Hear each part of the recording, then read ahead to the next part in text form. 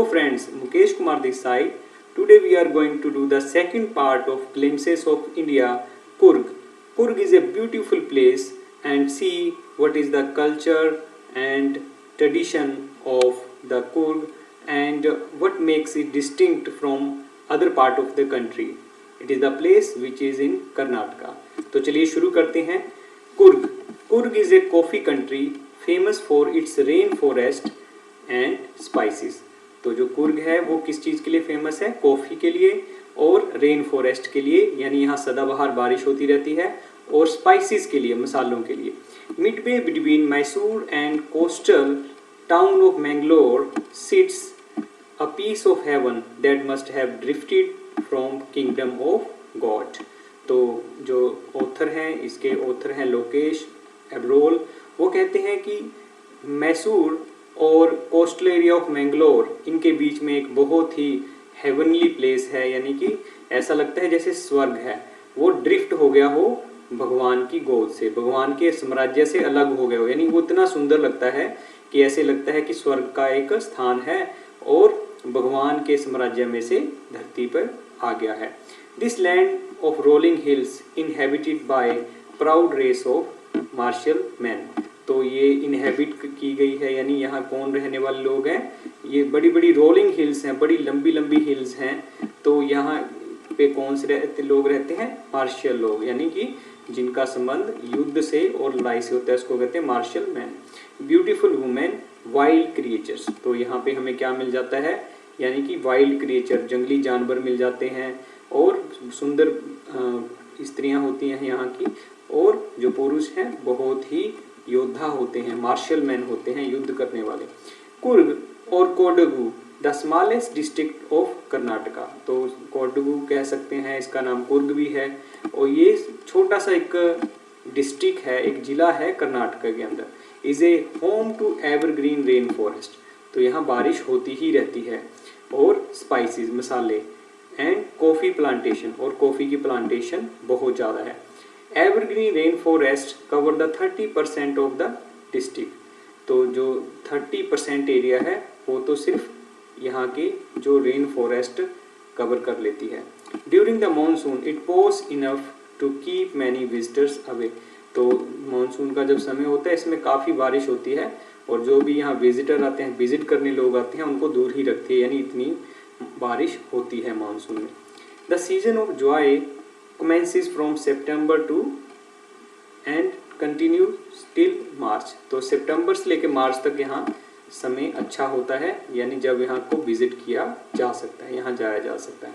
The weather is perfect with some shower thrown in for good. तो यहाँ पे हल्की फुल्की फुहारें भी होती हैं इस समय में, and in for good measure, अच्छी बारिश भी हो जाती है. The air breathes of invigorating coffee. तो जो या इसकी हवा में भी कॉफ़ी की जो महक है वो यानी स्मेल की जा सकती है, उसकी खुशबू को महसूस किया जा सकता है. Coffee estates and colonial bungalows stand tucked under tree canopies in the prime corners. तो यहाँ बड़े बड़े बंगलोज हैं, कॉलोनियल जो पुराने समय के, अंग्रेज़ों के समय के, और कॉफ़ी के बड़े बड़े एस्टेट्स, बड़े बड़े जो एरियाज है वो देखने को मिल जाएंगे. और वो कहाँ नज़र आती हैं? ट्री कैनोपीज़ के अंदर, यानी ट्रीज़, इतने लंबे ट्रीज़ हैं, उनकी कैनोपी बन जाती है, जैसे एक रूफ बन जाती है, उनकी एक छतरी टाइप बन जाती है, और काफ़ी एरियाज में वो पेड़ों की छतरियाँ देखी जा सकती हैं. The fiercely independent people of Coorg are possibly of Greek और अरेबिक डिसेंट. तो यहाँ पे जो ऑथर हैं वो कह रहे हैं जो कुर्ग लोग हैं वो ग्रीक या अरेबिक डिसेंट के हैं, यानी ग्रीक या अरेबिक नस्ल के हो सकते हैं. As one story goes, as a part of Alexander's army moved south along the coast and settled here when return became impractical. तो ये कहते हैं कि जब अलेक्जेंडर की आर्मी यहाँ आई साउथ एरिया में, तो यहाँ जब किनारे पे वो रहे, और ऐसा एक मौसम था, ऐसा एक माहौल बन गया कि वहाँ से जाना मुश्किल हो गया, इम्प्रैक्टिकल हो गया, यानी संभव नहीं था वहाँ से जाना.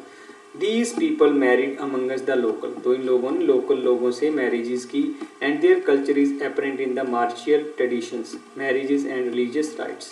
तो देखा जा सकता है जो अलेक्जेंडर की आर्मी जब यहाँ बस गई तो वहाँ के लोगों से उन्होंने मैरिज की, तो जिससे यहाँ के इनके जो धार्मिक रिचुअल्स हैं, ट्रेडिशन हैं, परंपराएं हैं, मैरिज करने के तरीके हैं, उनमें देखा जा सकता है कि ये ग्रीक लोग ऐसे ही करते हैं।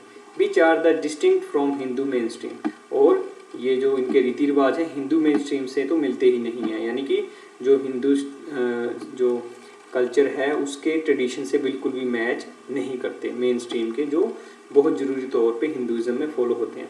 The theory of Arab origins draws support from the long black coat with an embroidered based belt worn by the कोटवास।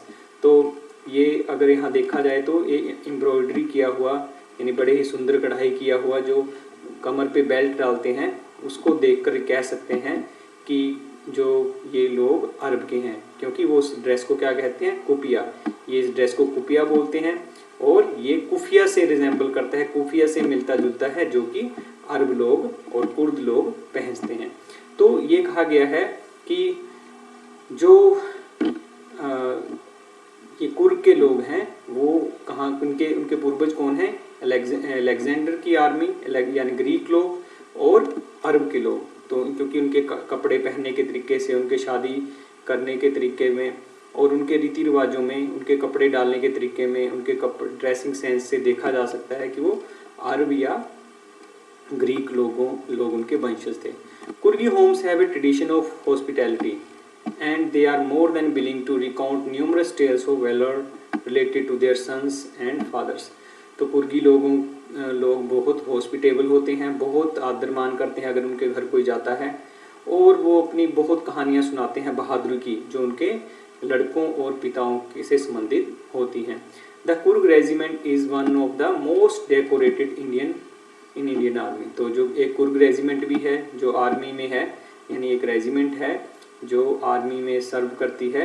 The first chief of Indian army general Cariappa was a Coorgi. तो जनरल करियप्पा जो कि पहले general हुए army के, वो भी कुर्गी थे, वो कुर्ग से संबंध रखते थे। Even now Kodavas are the only people in India permitted to carry fire arms without license. तो कुर्गी लोगों को लाइसेंस लेने की कोई ज़रूरत नहीं होती अगर वो अपने पास हथियार रखते हैं। The river Kaveri obtains is water from hills and forest of Coorg. तो कावेरी जो रिवर है, इसको सारा पानी कहाँ से मिलता है, जो कुर्ग की पहाड़ियों से और बड़े बड़े जंगलों से मिलता है। Mahseer a large fish, fresh water fish abound in this waters.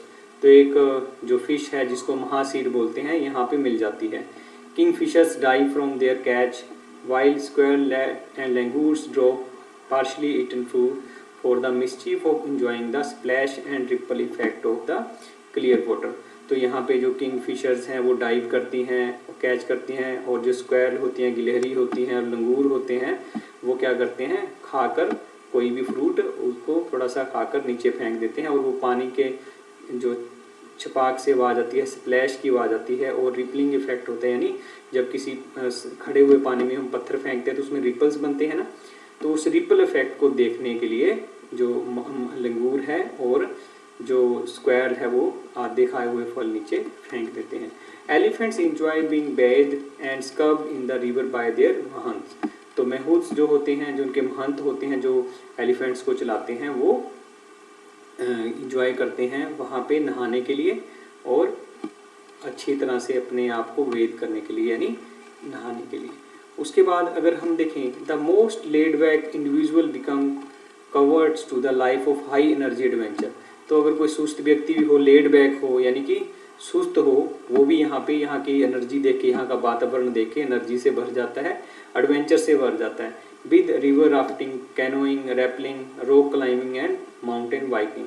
तो कहते हैं कि यहाँ पे जब लोग आते हैं तो रिवर राफ्टिंग करते हैं, यानी रिवर में जो बोट चलती है जंप करती हुई, उछाल खाती हुई। कैनोइंग करते हैं, यानी एक छोटी सी बोट होती है हल्की सी, उसके अंदर कैनोइंग करते हैं, यानी बोटिंग करते हैं। रैपलिंग करते हैं और रॉक क्लाइंबिंग करते हैं, पत्थरों पे चढ़ते हैं, और माउंटेन पे, और रैपलिंग मतलब पहाड़ से नीचे को उतरते हैं, और माउंटेन पे बाइक्स चलाते हैं।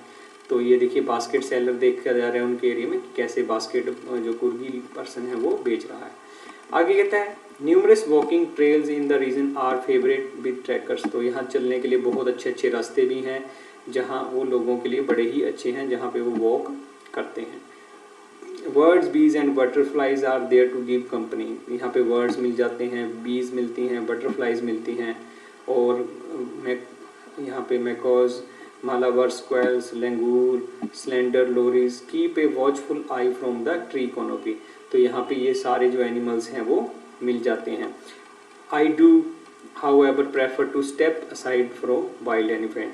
तो कहता है कि वाइल्ड एलिफेंट से बचकर चलना पड़ता है क्योंकि वो कभी भी आपके ऊपर अटैक कर सकते हैं।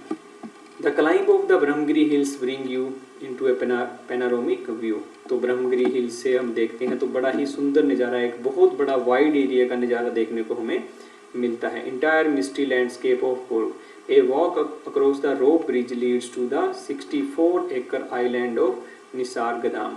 तो एक यहाँ पे आइलैंड भी है जो 64 एकड़ में फैला हुआ है। Running it to the Buddhist monk from India's largest Tibet settlement at nearby Bylakuppe. तो कहते हैं कि यहाँ पे एक तिब्बत का बहुत बड़ा एक जो बुद्धिस्ट मॉन्क्स के जो बुद्धिस्ट प्रीस्ट हैं उनका प्लेस भी देखने को मिलता है जो कि बहुत बड़ा है। Is the bonus the Monks in red ओकर एंड येलो रोब्स। तो जो महंत वहाँ जहाँ जो मॉन्क्स हमें नज़र आते हैं, जो पुजारी हमें नज़र आते हैं, वो लाल, ओकर मतलब ऑरेंज और येलो कपड़ों में नज़र आते हैं। Are the amongst many surprises that wait to be discovered by the visitors searching for the heart and soul of India. तो कहता है इसको heart and soul of India कहता है ऑथर, कि यहाँ पे बहुत ही सुंदर हमें नज़ारे देखने को मिलते हैं। तो दोस्तों आई होप आपको ये बहुत ही एक इंफॉर्मेटिव जो लेसन है वो पसंद आया है और आपको समझ में आया है। अगर आपके कोई क्वेश्चन है, क्वेरीज़ हैं और आप कोई और लेसन करना चाहते हैं स्पेशल कि हमने ये लेसन करना है, तो आप इसके कमेंट्स में लिख सकते हैं। और अगर आपको वीडियो पसंद आई है, समझ आई है, तो आप इसको लाइक, शेयर और सब्सक्राइब करें। मिलते हैं नेक्स्ट वीडियो में एक नया लेसन लेकर। तब तक के लिए आप सभी का बहुत बहुत धन्यवाद। Thank you very much.